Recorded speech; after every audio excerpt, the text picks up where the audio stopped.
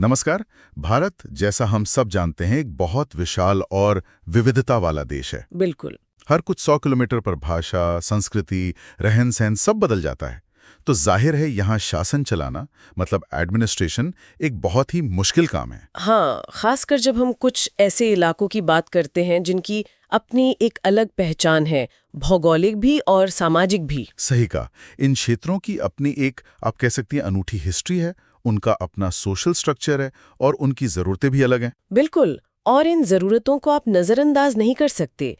इसी बात को, इसी संवेदनशीलता को हमारे संविधान बनाने वालों ने समझा था। और इसीलिए उन्होंने कुछ खास, कुछ असाधारण इंतजाम किए। जी। और वही आज हमारी चर्चा का फोकस है।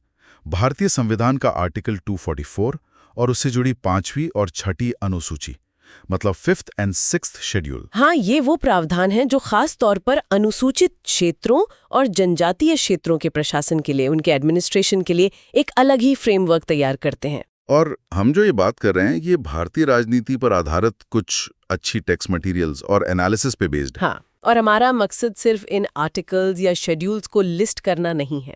हम ये समझना चाहते हैं कि आखिर इनकी ज़रूरत क्यों पड़ी, ये काम कैसे करते हैं। और भारत के पूरे गवर्नेंस सिस्टम में इनकी क्या अहमियत है। बिल्कुल। तो चलिए इस पूरी संवैधानिक व्यवस्था को थोड़ा खोलते हैं, परत दर परत समझने की कोशिश करते हैं। हाँ, कि भारत के कुछ हिस्सों के लिए ये अलग सिस्टम क्यों है और इनका ज़मीन पर क्या असर होता है। बिल्कुल। तो शुरुआत कहाँ से करें? इनकी पीछे की सोच क्या थी, फिलॉसफी क्या है? देखिए, इन अनुसूचियों का जो मूल मकसद है वो है जनजातीय समुदाय, मतलब ट्राइबल कम्युनिटीज। उनकी जो अपनी खास पहचान है, उनका कल्चर, उनकी पारंपरिक स्वायत्ता और उनके आर्थिक हित, इन सब को बचाना और मजबूत करना। अच्छा, तो ये सिर्फ एडमिनिस्ट्रेटिव रूल्स नहीं है नहीं, बिल्कुल नहीं। कि वजूद और उनकी डिग्निटी से जुड़े मामले हैं। हाँ, और ये उन्हें जो मेन स्ट्रीम समाज है उसके कुछ नेगेटिव असर से बचाने के लिए एक कवच जैसा भी है। ये बहुत जरूरी बात है। यकीनन। और एक बड़ा मकसद ये भी है कि सामाजिक, आर्थिक और राजनीतिक न्याय मिले, ताकि इन इलाकों में शांति रहे, अच्छा शासन चले। संविधान बनाने वाले जानते थे कि ऐतिहासिक रूप से ट्राइबल कम्युनिटीज को बहुत अन्याय और शोषण झेलना पड़ा है। हाँ, खासकर जमीन और जंगल के मामलों में। बिल्कुल। तो ये अनुसूचियां उस अन्याय को रोकने और ठीक करने की एक संवैधानिक कोशिश है। इसी वजह से शायद मैंने कहीं पढ़ा था, 5वीं अनुसूची को कभी-कभी संविधान के भीतर संविधान कहा जाता है। हाँ, ये कहा जाता है और ये बिल्कुल सही उपमा है। ये इसके स्पेशल स्टेटस को दिखाता है। बिल्कुल। ये दिखाता है कि संविधान इन इलाकों की खासियत को कितनी गंभीरता से लेता है। अब ये समझना भी जरूरी है कि 5वीं और 6ठी अनुसूची दोनों ट्राइबल एरिया से जुड़ी हैं, पर दोनों में फर्क है। हाँ, ये कंफ्यूजन अक्सर होता है, जरा इसे साफ कीजिए। देखिए, 5वीं अनुसूची जो है वो उन राज्यों के अनुसूचित क्षेत्रों और अनुसूचित जनजातियों के प्रशासन से जुड़ी है जो 6ठी अनुसूची में नहीं आते। अच्छा। मोटे तौर पर कहें तो ये देश के सेंट्रल, वेस्टर्न और सदर्न इंडिया के राज्यों पर लागू होती है। अभी करीब 10 राज्यों में ऐसे अनुसूचित क्षेत्र हैं। कौन कौन से राज्य हैं ये? इसमें आंध्र प्रदेश, तेलंगाना, झारखंड, छत्तीसगढ़, गुजरात, हिमाचल प्रदेश, मध्य प्रदेश, महाराष्ट्र, उड़ीसा और राजस्थान शामिल हैं। ठीक है। और 6ठी अनुसूची? 6ठी अनुसूची सिर्फ और सिर्फ 4 नॉर्थ ईस्ट के राज्यों पर फोकस करती है: असम, मेघालय, त्रिपुरा और मिजोरम। इनके जो जनजातीय क्षेत्र हैं उनका प्रशासन कैसा होगा, ये 6ठी अनुसूची तय करती है। तो सिर्फ ज्योग्राफिक फर्क नहीं है? नहीं, सिर्फ वो नहीं, प्रशासन का मॉडल कैसा होगा, कितनी ऑटोनॉमी मिलेगी, इसमें भी काफी अंतर है। हम आगे इस पर बात करेंगे। ठीक है, ये क्लैरिफिकेशन जरूरी था। तो पहले 5वीं अनुसूची को थोड़ा डिटेल में समझते हैं। पहला सवाल तो ये कि किसी एरिया को अनुसूचित क्षेत्र या शेड्यूल्ड एरिया डिक्लेयर कैसे किया जाता है, कौन करता है और किस आधार पर? ये पावर भारत के राष्ट्रपति के पास है। अच्छा। राष्ट्रपति उस राज्य के राज्यपाल यानी गवर्नर से सलाह मशवरा करने के बाद किसी भी इलाके को अनुसूचित क्षेत्र घोषित कर सकते हैं। और क्या वो इसे बदल भी सकते हैं? हाँ, बिल्कुल। वो मौजूदा अनुसूचित क्षेत्र का एरिया बढ़ा सकते हैं, घटा सकते हैं, बाउंड्री बदल सकते हैं या किसी इलाके का ये स्टेटस खत्म भी कर सकते हैं। क्या संविधान में कोई क्राइटेरिया दिया गया है कि कौन से इलाके चुने जाएंगे? ये इंटरेस्टिंग है कि संविधान खुद कोई साफ साफ क्राइटेरिया नहीं बताता। अच्छा। तो फिर कैसे तय होता है? लेकिन समय के साथ और जो अलग-अलग कमीशन बने, उनकी सिफारिशों के आधार पर कुछ स्टैंडर्ड्स बन गए हैं जो प्रैक्टिस में फॉलो होते हैं। जैसे कि क्या मानक है वो? आमतौर पर 4 बातों पर ध्यान दिया जाता है। पहला, उस इलाके में ट्राइबल आबादी कितनी घनी है, उनकी संख्या कितनी है। दूसरा, वो इलाका कॉम्पैक्ट हो, मतलब एक जुड़ा हुआ सा हो और इसका साइज ऐसा हो कि उसे मैनेज किया जा सके। जैसे एक जिला या ब्लॉक या तालुका। और बाकी दो, तीसरा कि वो इलाका इतना बड़ा हो कि एक ठीक-ठाक एडमिनिस्ट्रेटिव यूनिट बन सके। और चौथा, जो शायद सबसे अहम है, कि वो इलाका अपने आसपास के इलाकों के मुकाबले आर्थिक रूप से पिछड़ा हो। अच्छा, जो ये व्यवहारिक मानक हैं जो समय के साथ विकसित हुए हैं। जी हाँ, ताकि ये स्पेशल प्रोविजन वहीं लागू हो जहां इनकी वाकई जरूरत है। समझ गया। अब इन अनुसूचित क्षेत्रों में राज्य और केंद्र सरकार की जो एग्जीक्यूटिव पावर है वो कैसे काम करती है? नॉर्मली तो राज्य सरकार की एग्जीक्यूटिव पावर उस राज्य के अनुसूचित क्षेत्रों तक फैली होती है, लेकिन यहाँ राज्यपाल को एक खास जिम्मेदारी दी गई है। क्या है वो? राज्यपाल को इन इलाकों के एडमिनिस्ट्रेशन पर प्रेसिडेंट को एक रिपोर्ट भेजनी होती है। कब? हर साल या जब भी राष्ट्रपति मांगे। ये एक तरह का ओवरसाइट मैकेनिज्म है। और इसके अलावा केंद्र सरकार राज्यों को इन इलाकों के प्रशासन के बारे में निर्देश, मतलब डायरेक्शंस दे सकती है। तो केंद्र ये पक्का कर सकता है कि राज्य अपनी ड्यूटी निभा रहे हैं? बिल्कुल, ये सेंटर स्टेट कोऑर्डिनेशन और मॉनिटरिंग का एक तरीका है। 5वीं अनुसूची में एक जनजाति सलाहकार परिषद या ट्राइब्स एडवाइजरी काउंसिल टैक का भी जिक्र है। ये क्या है? टैक 5वीं अनुसूची के प्रशासन का एक बहुत इंपॉर्टेंट हिस्सा है। जिन राज्यों में अनुसूचित क्षेत्र हैं, वहां ऐसी काउंसिल बनाना जरूरी है, मैंडेटरी है। और इसका काम क्या है? इसका मुख्य काम है राज्यों में जो अनुसूचित जनजातियां हैं, उनके वेलफेयर और एडवांसमेंट से जुड़े मामलों पर राज्यपाल को सलाह देना। इसकी बनावट कैसी होती है?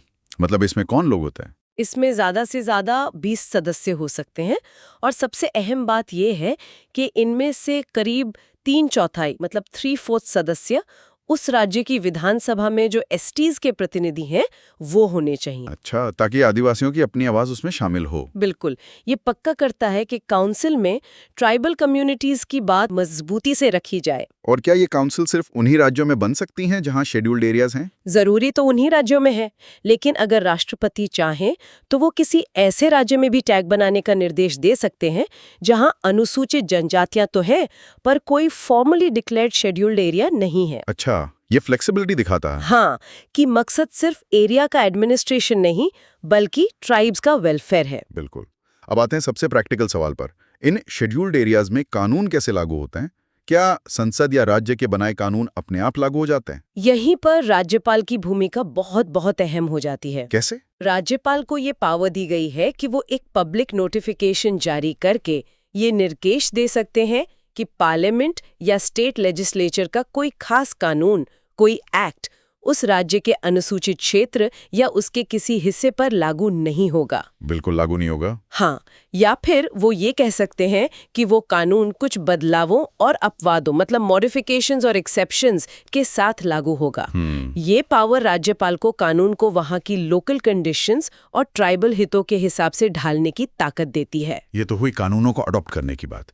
क्या राज्यपाल खुद भी इन इलाकों के लिए नियम बना सकते हैं? बिल्कुल, राज्यपाल अगर वहाँ टीएसी है तो उससे सलाह करके उस इलाके की शांति और सुशासन, मतलब पीस एंड गुड गवर्नमेंट के लिए रेगुलेशंस बना सकते हैं। किस तरह के रेगुलेशंस? ये रेगुलेशंस खास तौर पर 3 एरिया पर फोकस कर सकते हैं। पहला, वो एसटी मेंबर्स द्वारा या उनके बीच जमीन के ट्रांसफर को रोक सकते हैं या रेगुलेट कर सकते हैं। जमीन का ट्रांसफर, ये तो बहुत बड़ा मुद्दा है। बिल्कुल। दूसरा, वो अनुसूचित क्षेत्रों में जमीन के अलॉटमेंट को कंट्रोल कर सकते हैं। और तीसरा, वो मनी लेंडिंग के बिजनेस को रेगुलेट कर सकते हैं, खासकर उन लोगों के लिए जो एसटी मेंबर्स को कर्ज देते हैं। ये तीनों ही मुद्दे हैं, जमीन का ट्रांसफर, अलॉटमेंट और साहूकारी, ऐतिहासिक रूप से आदिवासी शोषण के बड़े कारण रहे हैं। आपने बिल्कुल सही पकड़ा। इसीलिए राज्यपाल को इन मामलों में सीधे नियम बनाने की पावर दी गई है। और ये नियम कितने पावरफुल होते हैं? ये इतने पावरफुल हो सकते हैं कि ये पार्लियामेंट या स्टेट लेजिस्लेचर के किसी मौजूदा कानून को भी जो उस इलाके में लागू है खत्म या बदल सकते हैं। अच्छा। लेकिन एक शर्त है, ऐसे सभी रेगुलेशंस को लागू होने के लिए राष्ट्रपति की सहमति, मतलब प्रेसिडेंट का असेंट जरूरी है। ये एक इम्पॉर्टेंट चेक एंड बैलेंस है। ठीक है। क्या इन इलाकों के प्रशासन और कल्याण की समीक्षा के लिए भी कोई व्यवस्था है? हाँ, संविधान राष्ट्रपति को ये अधिकार देता है कि वो कभी भी एक कमीशन बना सकते हैं जो शेड्यूल्ड एरियाज के एडमिनिस्ट्रेशन और राज्यों में एसटीज के वेलफेयर पर रिपोर्ट दे। कभी भी? हाँ, लेकिन संविधान लागू होने के 10 साल बाद ऐसा एक कमीशन बनाना जरूरी था। तो क्या ऐसे कमीशन बने हैं? जी हाँ, पहला कमीशन 1960 में बना था, यूएन ढेबर की अध्यक्षता में।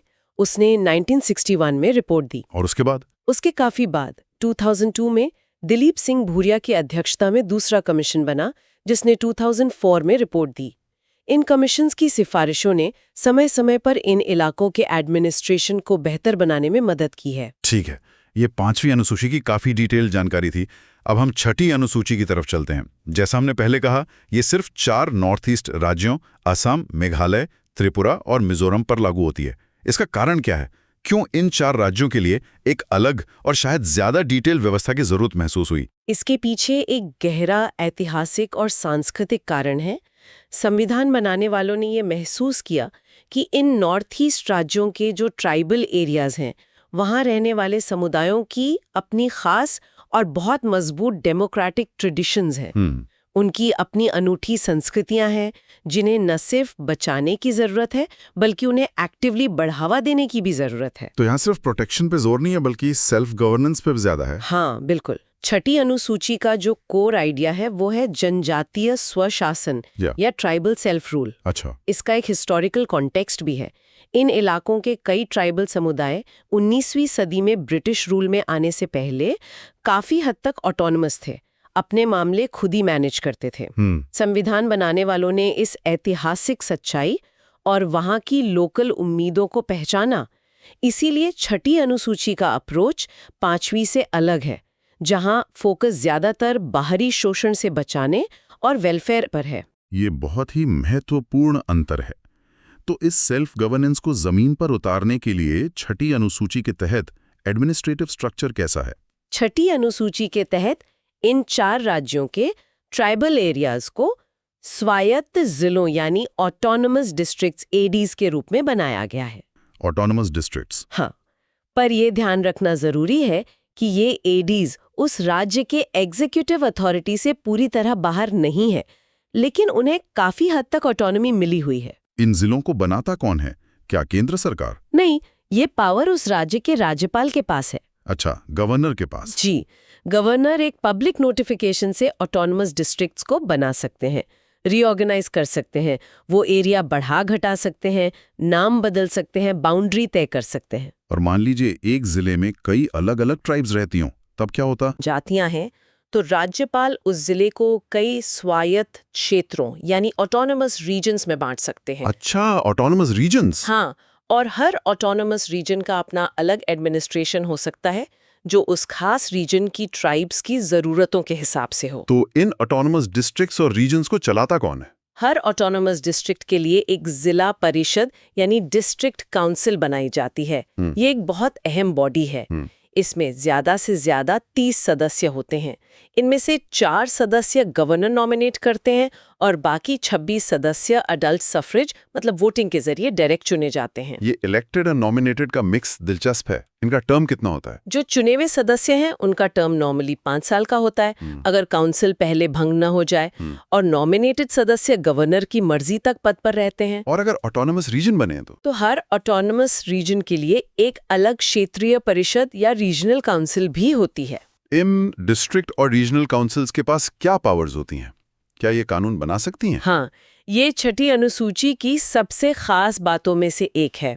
डिस्ट्रिक्ट और रीजनल काउंसिल्स को अपने एरिया के अंदर कुछ खास मामलों पर कानून बनाने की पावर है, और इन मामलों की लिस्ट काफी लंबी है, जो लोकल लाइफ के लगभग हर पहलू को कवर करती है। जैसे किन मामलों पर कानून बना सकती हैं ये? इसमें जमीन, उसका मालिकाना हक, कब्जा, ट्रांसफर, जंगल, रिजर्व फॉरेस्ट को छोड़कर नहर या नदी नालों का पानी, जूम खेती या दूसरी शिफ्टिंग कल्टीवेशन का रेगुलेशन, गांव या शहर की कमेटियां या काउंसिल बनाना और उनकी पावर्स तय करना, प्रॉपर्टी का उत्तराधिकार, शादी और तलाक, सोशल कस्टम्स, ये सब शामिल है। ये तो बहुत वाइड पावर्स है। हाँ, काफी वाइड है।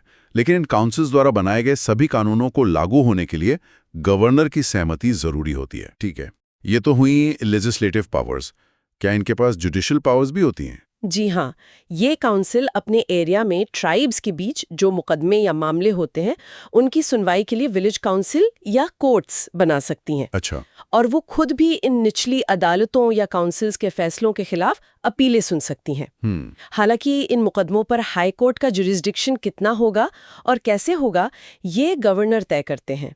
ये लोकल जस्टिस सिस्टम को बनाए रखने की कोशिश है। लेजिस्लेटिव और जुडिशियल पावर्स के अलावा एडमिनिस्ट्रेटिव और डेवलपमेंट के काम, क्या ये काउंसिल लोकल डेवलपमेंट में भी रोल प्ले करती हैं? बिल्कुल।